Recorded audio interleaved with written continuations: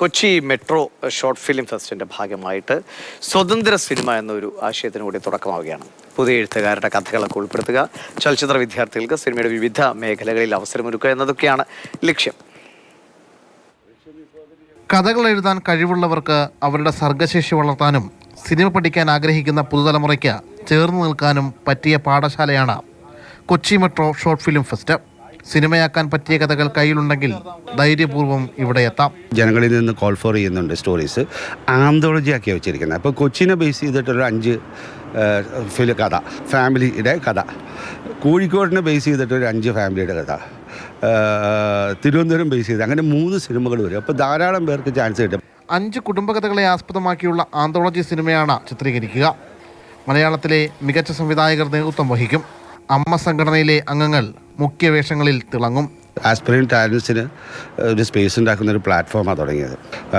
അമ്മയിലുള്ള ഒരുപറ്റം ആൾക്കാർ, വളരെയധികം പ്രതിഭകളായിട്ടുള്ള ആൾക്കാർ, അവർ തൊഴിലിൽ നിന്ന് മാറി നിൽക്കുന്ന പലരും ഉണ്ടായിട്ടുണ്ട്. അവരെ മാത്രം ഉദ്ദേശിച്ചിട്ടുള്ള ഒരു പ്രോജക്റ്റ് ലോഞ്ച് ചെയ്യാമെന്ന് വിചാരിച്ചു, ഒരു ഇൻഡിപെൻഡൻറ്റ് സിനിമ. സിനിമയുടെ ചിത്രീകരണ മേൽനോട്ടം മുഴുവനും ചലച്ചിത്ര മേഖലയിലെ പ്രഗത്ഭർ നിർവഹിക്കും. അവർക്കൊപ്പം ചലച്ചിത്ര വിദ്യാർത്ഥികൾക്കും പങ്കാളികളാകാം.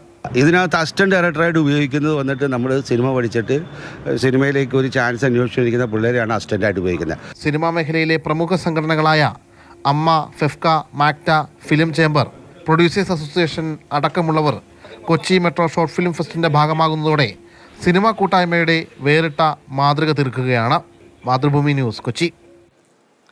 സ്നേഹമോളിനെ ഞാൻ പറയും. സ്നേഹ, വളരെ നല്ല ഒരു ആശയമാണ്. 3 ജില്ലകളെ കേന്ദ്രീകരിച്ച് ഉള്ള കഥകൾ, കൂടുതൽ പേർക്ക് അവസരം, അല്ലേ?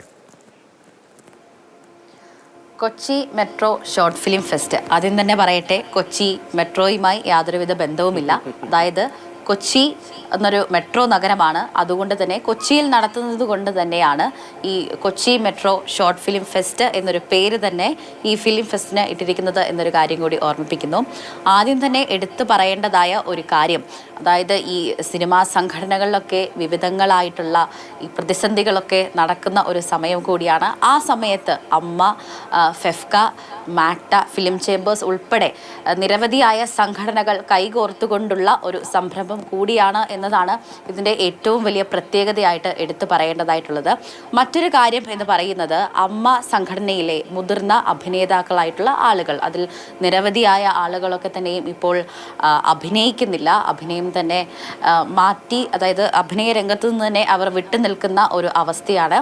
അവരെയാണ് പ്രധാനമായും ഈ ഷോർട്ട് ഫിലിമിൽ ഉൾപ്പെടുത്താനായിട്ട് വരുമ്പോൾ കഥയുമായി ഒരു സിനിമ എന്ന സ്വപ്നമായി നടക്കുന്ന ഒരുപാട് പേർക്ക് അവസരം കിട്ടും. ഒന്ന് അസിസ്റ്റ് ചെയ്ത് തുടങ്ങാനുള്ളൊരു അവസരമൊക്കെയാണ് ഒരുക്കുന്നത്. അപ്പോൾ സിനിമയിലേക്ക് എത്താൻ കാത്തിരിക്കുന്നവർ ഈ അവസരത്തെ നന്നായി ഉപയോഗപ്പെടുത്താൻ ശ്രമിക്കുക. ശരി സ്നേഹം.